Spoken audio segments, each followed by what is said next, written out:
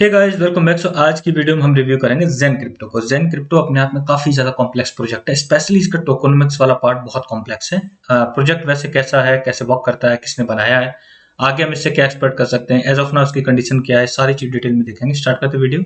अगर आपने अभी तक चैनल को सब्सक्राइब नहीं किया है तो चैनल को सब्सक्राइब कर दो, press the bell icon also, ताकि आपकी कोई भी अपडेट मिस ना हो। एक चीज और मेंशन कर दे रहा हूँ यहाँ पे, जनरली आप जैसे प्रोजेक्ट को रिक्वेस्ट करते हो, देखो प्रोजेक्ट रिव्यू करने में कई कई बार काफी ज्यादा टाइम निकल जाता है। कुछ प्रोजेक्ट ऐसे कॉम्प्लेक्स होते हैं जिनको आप उसका व्हाइट पेपर भी पढ़ोगे तब भी आपको कई घंटे मतलब की जरूरत होगी। सो थोड़ा सा पेशेंस रखा करो कि अगर आपने एक दिन कमेंट में लिख दिया, 2 दिन कमेंट में लिख दिया और उसका तीसरे दिन ही you start feeling like entitled के बाकी सबके हो रहे हैं, मेरा नहीं हो रहा है, आप पेशेंस रखो, वन बाय वन करके कर लेंगे। और एक और चीज है कि सारे प्रोजेक्ट को हम रिव्यू नहीं भी कर सकते, अगर चाहूंगा मैं तब भी नहीं कर सकता, because most of the time आप देखते हो 10 से 20 प्रोजेक्ट नए आ ही जाते हैं कमेंट में। एंड एक दिन में अगर एक या दो भी रिव्यू कर पाऊंगा तब भी कितने प्रोजेक्ट रिव्यू हो पाएंगे, ठीक है। सो पेशेंस काफी ज्यादा जरूरी है और कई बार आप काफी ज्यादा इम्पेशेंट हो जाते हो इस चीज के लिए। एज ऑफ नाउ पॉइंट के बाद $609175 पर ट्रेड कर रहा है एंड काफी लो है कंपेयर टू इनिशियली जिस प्राइस पर ट्रेड कर रहा था। यहाँ पे इसका कुछ भी डाटा अपडेटेड नहीं है सिवाय ट्रेडिंग वॉल्यूम के, ठीक है ना। इसकी सप्लाई अपडेटेड है, ना इसकी टोटल सप्लाई अपडेटेड है। तो अगर ये दोनों अपडेटेड नहीं है, इसका मतलब ना ही इसकी मार्केट कैप सही दिखा रहा है यहाँ पे, ना ही इसकी फुली डायल्यूटेड मार्केट कैप सही दिखा रहा है। तो आप इसको कंसिडर करके भी नहीं चलोगे। सर्टेक ऑडिट अगर देखोगे तो इसका 82.29 स्कोर इसका, which is good. 80 plus is always good. पहले मैं आपको बता रहा हूँ कि ये प्रोजेक्ट है क्या और वर्क कैसे करता है। टोकनमिक्स वाले पार्ट को मैं जितना आसान भाषा में कोशिश करूंगा आपको समझा पाऊं समझा दूंगा, बाकी बहुत कॉम्प्लेक्स है ये तो मैं आपको पहले बता चुका हूँ, ठीक है। पहली चीज, गूगल के एक एम्प्लॉय ने जो अपने आप को बोलता है कि he was the 21st employ, यानी 21वां बंदा जो गूगल ने हायर किया था, यानी तब से ये दिखाने के लिए सिर्फ को तब से है गूगल के साथ, बहुत इनिशियल स्टेज से उस पर्सन ने वहां पे जॉब की 99 से लेकर 2005 तक। उसके बाद वहां से बाहर निकल गया, उसके बाद इसने अपना प्रोजेक्ट स्टार्ट किया। इसके पहले कुछ और प्रोजेक्ट भी उसने किए, तो ये उसका प्रोजेक्ट है और उसने ये विजन लेके चला है आगे कि जो एक्चुअली में विजन था बिटकॉइन का, वो उसको फुलफिल करना चाहता है बाय दिस पर्टिकुलर कॉइन। इसके पॉजिटिव साइड कौन सी रहेंगी, नेगेटिव साइड में आपको सारी बता दूंगा। इसका प्राइस प्रिडिक्शन पार्ट मैं अगर चाहूंगी तब भी नहीं कर सकता, कोई भी नहीं कर सकता, क्योंकि जिस कॉइन की सप्लाई और मैक्सिमम सप्लाई फिक्स ना हो उसको आप नहीं बता सकते कितने टाइम पे कितना होगा। इनिशियली ये एक्चुअली मिंट होना स्टार्ट हुआ था इथेरियम के नेटवर्क पे, but by seeing this uncertainty, जहां पे गैस फीस बहुत ज्यादा बढ़ जाती थी कई कई बार और काफी ज्यादा मतलब कंपेयर टू अदर नेटवर्क्स काफी स्लो है, ये कॉम्प्लेक्सिटी देखते हुए उन्होंने अवेलेबल कराया इसको बाकी अदर नेटवर्क्स पर। कितने सारे नेटवर्क्स पे अवेलेबल है वो आप यहाँ पे लिस्ट देख सकते हो। बाइनेंस स्मार्ट चेन पे भी, पॉलीगन पे, एवलेंच पे, इथेरियम प्रूफ ऑफ वर्क पे भी है, moon beam and so on, कई सारे प्रोजेक्ट हैं, कई सारे मतलब चेन है जिन पे अभी ऑलरेडी अवेलेबल है, ठीक है। अब ईच चेन पे इसका प्राइस डिफर कर सकता है, दैट इज ऑल्सो मेंशन किया उन्होंने। क्यों डिफर कर सकता है, बिकॉज जैसे जैसे उसकी कॉम्प्लेक्सिटी बढ़ेगी वैसे वैसे उसके अकॉर्डिंग, यानी प्राइस स्कार्सिटी, उसके अकॉर्डिंग ही उसका प्राइस रहेगा। सो इंडिविजुअल चेन पे इंडिविजुअल प्राइस हो सकता है, ये भी फिजिबल है, पॉसिबल है, ठीक है। किस चेन पे ज्यादा सबसे ज्यादा मिंट हुआ है, तो पॉलीगन की चेन पे सबसे ज्यादा इसकी ग्लोबल रैंक दिखा रहा है, तो वहां पे सबसे ज्यादा मिंट हुआ है। बाकी चेन्स पे भी काफी कुछ ऐसी चेन्स पे जिन पे इतना एक्सपेक्टेड नहीं था उस पे भी ज्यादा है, जैसे इथेरियम प्रूफ ऑफ वर्क पे, ईवीएमओस पे भी काफी ज्यादा है, और उसके अलावा इस पे भी आपको ओकेएक्स की चेन पे भी काफी अच्छी इसकी ग्लोबल रैंक दिख जाएगी। अभी क्या है सिनेरियो कि अभी इतने सारे चेन पे एक्सपेक्टेड है, साथ में उन्होंने X1 डेवनेट अपना स्टार्ट किया, उस पर भी इनकी जो ग्लोबल रैंक है वो 11.8 मिलियन तक पहुंच गई है।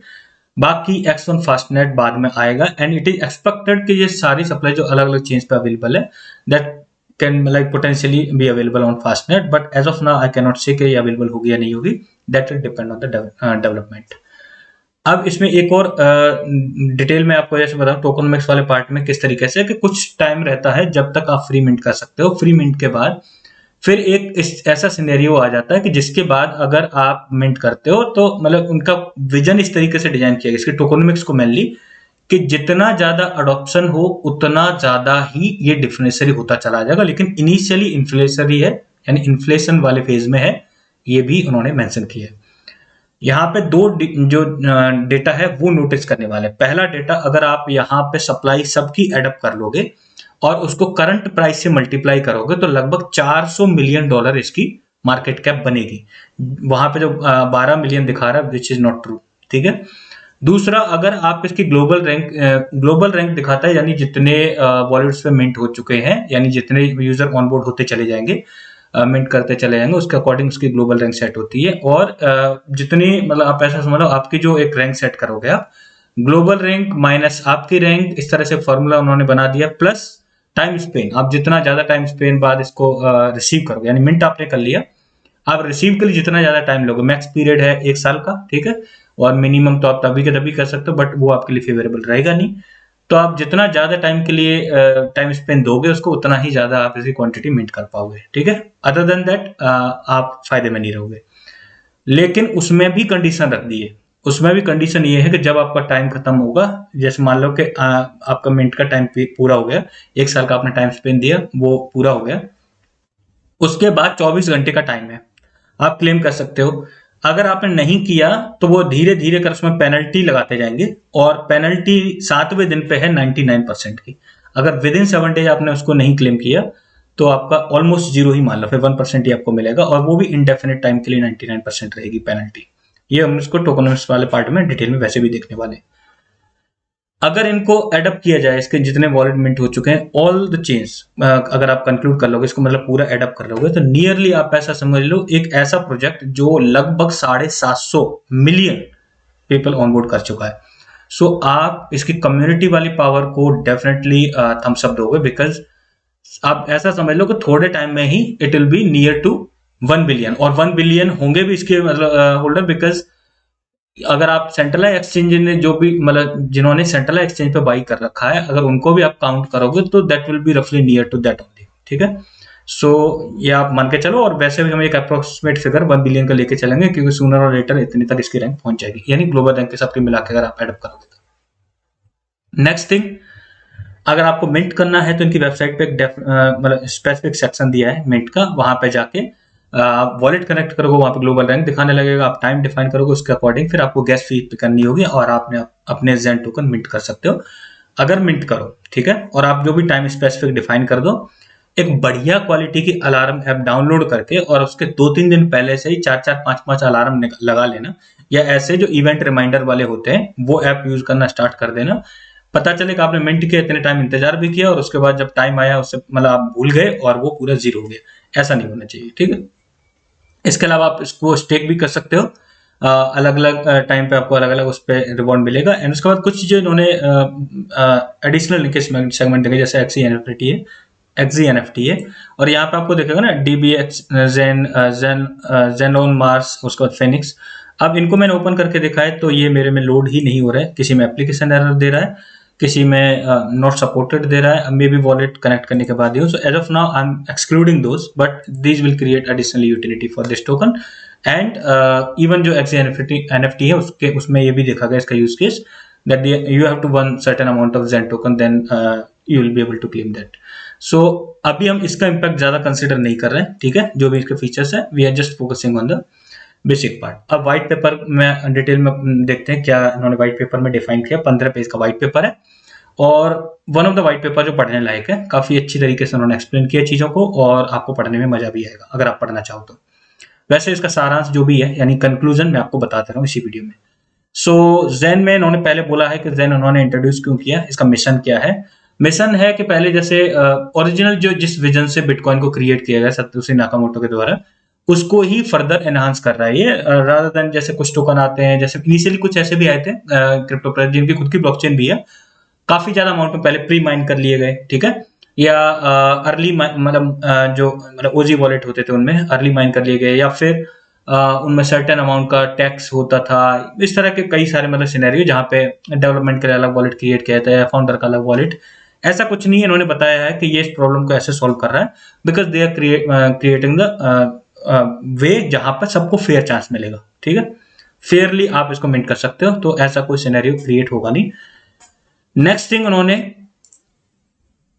इसमें क्या क्या यूनिक है वो बताया, लेकिन यहाँ पे टोकनोमिक्स की फिलोसफी भी मैं ही ये इंक्लूड किया है। क्या क्या यूनिक है ये बोला है, पहले तो आप अगर पढ़ना चाहो तो इसको 1 by 1 करके सारे पॉइंट पढ़ सकते हो, जनरली वैसे काफी बेसिक है, ठीक है। सो पहले ये ERC20 बेस्ड टोकन है। सो मतलब और ये उन्होंने बोला है कि इसमें जो ऑन बोर्डिंग के लिए बैरियर बहुत लो रखा गया है ताकि ज्यादा से ज्यादा लोग ऑन बोर्ड हो पाए। ठीक है। दूसरा इसके बाद है कोई इसमें इनिशियली स्टार्ट हुआ था जीरो सप्लाई से, कोई प्री मिंट नहीं हुआ है, कोई इसका ऑर्गेनाइजेशन नहीं है, कोई इसकी मैक्स सप्लाई की कैप भी नहीं है।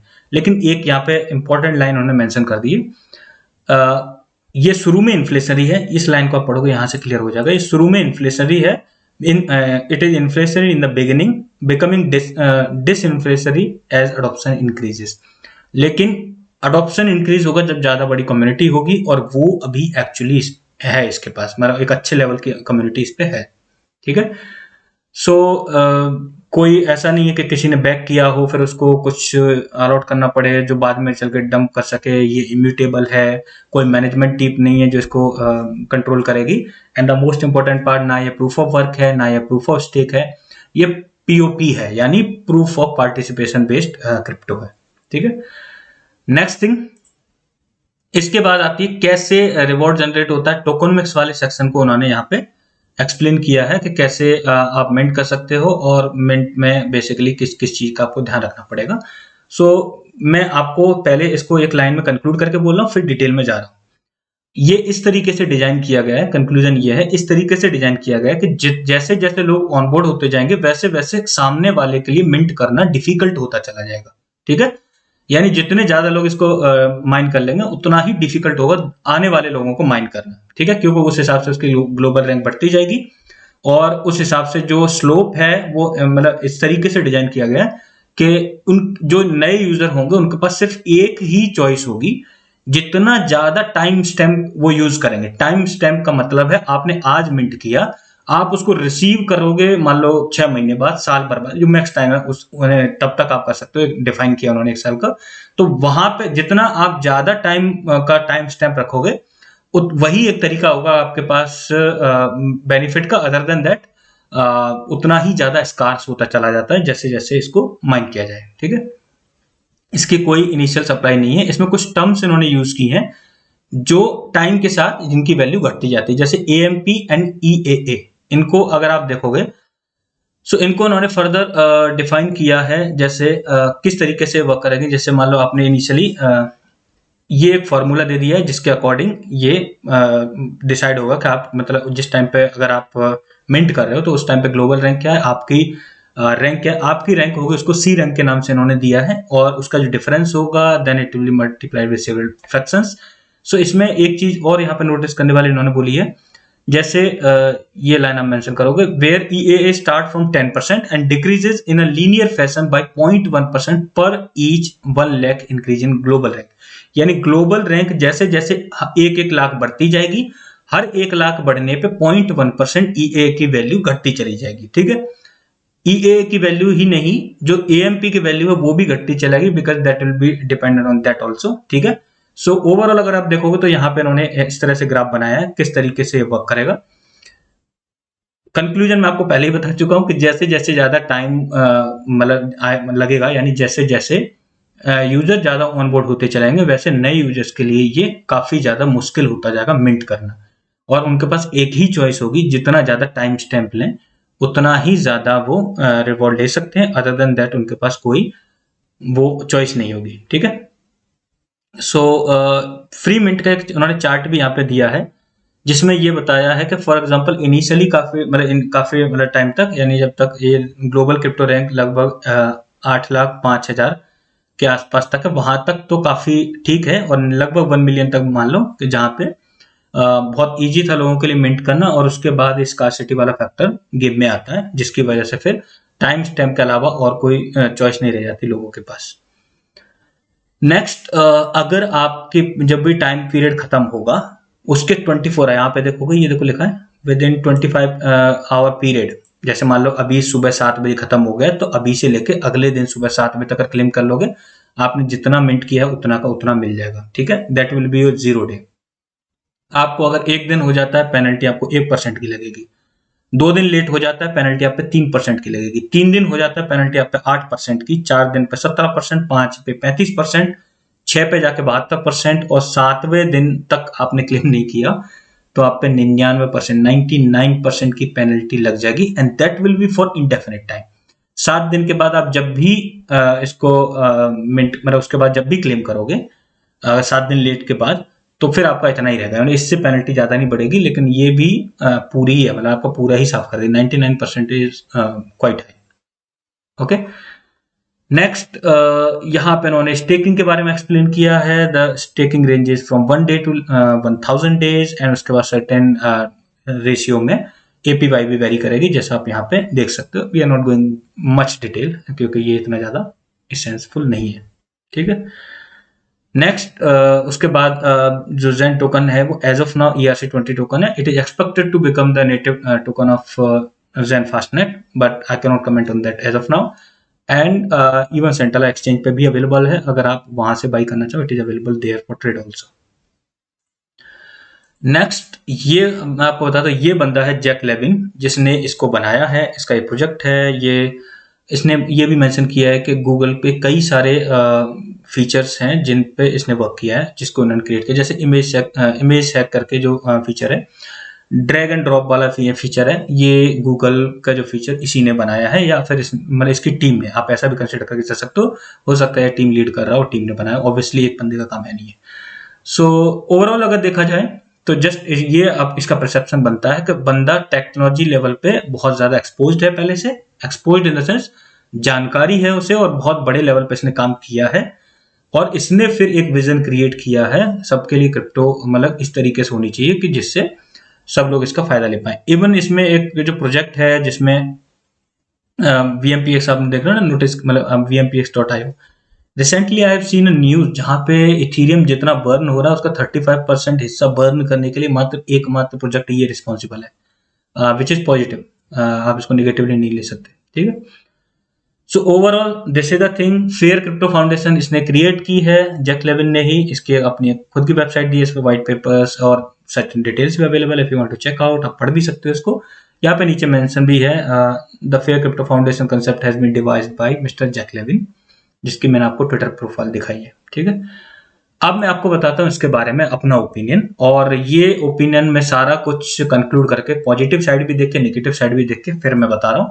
हालांकि इसको आप जो इन्वेस्टमेंट एडवाइस के तौर पर नहीं कंसीडर करोगे, आपकी सोलरली जो भी डिसीजन होगा उसके लिए आप रिस्पॉन्सिबल होगे। मैं अब जस्ट अपनी तरफ से बता रहा हूँ कि what can I expect in it, ठीक है। अगर फर्स्ट ग्लांस में इसका आप चार्ट देखो, किसी भी रग पुल प्रोजेक्ट जैसा दिखेगा, जहां पे एक प्रोजेक्ट जो 99.99% डाउन हो, लगभग उसी कंडीशन में आपको दिख रहा है, ठीक है। इसमें हम फर्दर एक्सपेक्ट क्या कर सकते हैं, क्योंकि देखो इसलिए दिख रहा है, initially it was very easy to mint these tokens, but आज की डेट में इसमें काफी ज्यादा स्कार्सिटी क्रिएट हो गई है। सो इस वजह से अभी इतना आसान नहीं है मिंट करना। फ्रॉम देयर अगर आप देखोगे तो डाउन ट्रेंड पे ही है, और डाउन ही डाउन आता जा रहा है, और अभी एकदम अपने ऑलमोस्ट लोएस्ट पोजीशन पे ही है। In term of price, market cap में नहीं कह सकते, ठीक है, बिकॉज सप्लाई बहुत अच्छे खासे लेवल पे इन्फ्लेशनरी नेचर में जा रही है, इस वजह से ऐसा हो रहा है, ठीक है। अब इसमें क्या कंडीशन है, देखो इसके पॉजिटिव फैक्टर क्या है। सबसे इंपॉर्टेंट जो पॉजिटिव फैक्टर है, पेयर लॉन्च होना, ठीक है। दूसरा इंपॉर्टेंट फैक्टर है इसकी जो एग्जिस्टिंग कम्युनिटी बन गई है ना, नियर टू 1 बिलियन लोगों की, वो बहुत बहुत ही पॉजिटिव इसके लिए है, क्योंकि आप कभी भी अंडर एस्टिमेट नहीं कर सकते कम्युनिटी पावर को। पास्ट में हमने ऐसे कई केसेस देखे जहां पे लोग इम्पॉसिबल कंसिडर करते थे कुछ टोकन्स के लिए, जो सिनेरियो सिर्फ कम्युनिटी पावर के दम पे उन्होंने वो सिनेरियो क्रिएट किया है। एंड मार्केट में बहुत सारे उदाहरण भी हैं, मैं स्पेसिफिक उदाहरण आपको नहीं दे रहा, but you know what does it mean by having a such big community. Third thing, Jack Levin का इसमें होना, जनरली हमने देखा है कुछ प्रोजेक्ट्स हैं जो काफी ज्यादा ओवररेटेड है। ओवररेटेड मतलब टेक वाइज इतने अच्छे नहीं है, लेकिन फिर भी टॉप लेवल पे बैठे हुए हैं, just because of contribution of some person जो कहीं ना कहीं लेवल पे टेक लेवल बहुत एक्सपोज रहा है, मतलब लोग उसको बहुत ज्यादा ही मतलब बहुत ज्यादा टेकी गाय कंसिडर करते हैं। इसका मैं एक उदाहरण दे सकता हूँ, जैसे कम्युनिटी ड्रिवन में आपको मैं सेबा इनका उदाहरण दे सकता हूँ, उसी तरीके से ये जो मैं ओवररेटेड इकोसिस्टम का जो उदाहरण है मैं आपको कार्डानो को दे सकता हूँ, ठीक है। कार्डानो के कंपैरिजन में बहुत सारे प्रोजेक्ट हैं जो टेक वाइज बहुत अच्छे हैं, ठीक है, way to better than Cardano, लेकिन फिर भी कार्डानो बहुत ज्यादा मार्केट कैप लेके बैठा हुआ है just because of Charles Hoskinson और उसका जो भी रिलेशन है इथेरियम के साथ, being a co-founder and all that. So और नॉट ओनली दैट, उसके अलावा भी बहुत सारे, अब लाइक आप पोलकाडॉट के इकोसिस्टम को देख लो, ठीक है, ऐसे बहुत सारे आपको उदाहरण मिल जाएंगे। तो ये भी फैक्टर वर्क करता है, कुल मिला के मेरा कहने का मतलब ये है, ठीक है। नेगेटिव साइड में आपको बता दूंगा, ये अभी इस कंडीशन में है जहां से इसको जीरो हीरो कॉइन बोल सकते हैं, या तो जीरो हो जाएगा जिसके चांसेस तो नहीं दिख रहे, ठीक है, या आपको हीरो ही बना देगा, या टॉप के लेवल का प्रोजेक्ट बन जाएगा। दोनों ही साइड इसमें पॉसिबल है। तो इसमें अलोकेशन आपका उस हिसाब से ही होना चाहिए कि जो डूब जाए तो भी आपको कोई फर्क ना पड़े, और बन जाए तो फिर तो फर्क पड़ेगा ही भाई, अच्छा खासा पैसा देके किस पे फर्क नहीं पड़ता है। सो दोनों ही सिनेरियो आप इसमें लेके चल सकते हो। और क्या कंडीशन होगी, देखो जैसे जैसे ये सैचुरेशन कंडीशन आती जाएगी, किसकी स्कार्सिटी बढ़ती जाए, जो बढ़ रही है, ठीक है, उस लेवल से अगर आप इसको एकोमोडेट करना शुरू करो, और वो लेवल सर्टेनली यही लेवल है जो अभी आपको दिख रहा है, और यहां से ऐसा नहीं कि डाउन जाएगा नहीं, फिर भी डाउन जाने के चांसेस रहेंगे, लेकिन इसको ऐसा कॉइन कंसिडर करके चल सकते हो जिसमें आप ग्रेजुअली इंक्रीजिंग मैनर में आप इसमें पैसा डाल सकते हो। ग्रेजुअली इंक्रीजिंग मैनर कैसा रहेगा, मान लो आपने इसमें $100 अलॉट करने का डिसाइड किया, $100 जिसका आपके डूबने से कोई फर्क ना पड़े, तभी, ऐसा नहीं कि आपको ज्यादा कोई फर्क पड़े, उतना ही अमाउंट डिसाइड करना है which you can afford to lose. वैसे तो ये सारी क्रिप्टो करेंसीज के लिए अप्लाई होता है। सो आपने $10 आज पुटअप कर दिए, अगले महीने आपने $15 पुटअप कर दिए, उसके अगले महीने आपने $20 पुटअप कर दिए, उसके अगले महीने आपने $25 पुटअप कर दिए। कहने का मतलब है हर नेक्स्ट अलॉटमेंट के साथ आप अलोकेशन बढ़ाते जाओगे ग्रेजुअली इंक्रीजिंग मैनर में, तो आप बेहतर जो बाइंग एवरेज है वो इसमें अचीव कर पाओगे, ठीक है। और जैसे जो डिसइंफ्लेशन इसका शुरू हुआ, the day it will start, और द डे फास्टनेट के रिगार्डिंग डेवलपमेंट शुरू हो जाए और उसके रिगार्डिंग अपडेट आ जाए, and they start onboarding the token from other chains to the native chain, अगर ऐसा करना स्टार्ट कर देते हैं, that will be the game changer. वहां से इसका ट्रू पोटेंशियल देखने को मिलेगा। हालांकि ये स्पेकुलेशन है, प्राइस प्रेडिक्शन वाला पार्ट ना मैं कर सकता हूं, मुझे नहीं लगता कोई भी कर सकता है इसका। जिस कॉइन की सप्लाई फिक्स ना हो, जिस कॉइन की मैक्सिमम सप्लाई फिक्स ना हो, आप कभी नहीं बता सकते कि ये कितना तक जा सकता है, ठीक है। सो इसीलिए मैं इसको जीरो हीरो कॉइन की कैटेगरी में डाल रहा हूँ। Even not even the high risk high reward coin, zero hero, या तो जीरो करेगा या फिर हीरो बना देगा, that will be the case. I hope so आपके लिए सिनेरियो क्लियर होगा, आपको इसके बारे में क्लैरिटी आ गई होगी। If you want to invest it, आप अपना खुद की रिसर्च भी करो, एक बार व्हाइट पेपर पढ़ो, सारा डेटा एक बार चेक करो। अगर आपको लगता है तो आप अपनी कस्टम स्ट्रेटजी बना के भी कर सकते हो, और the way I have said कि आप ग्रेजुअली इंक्रीजिंग मैनर में भी डाल सकते हो, वैसे भी डाल सकते हो, that will be up to you. Thanks for watching the video.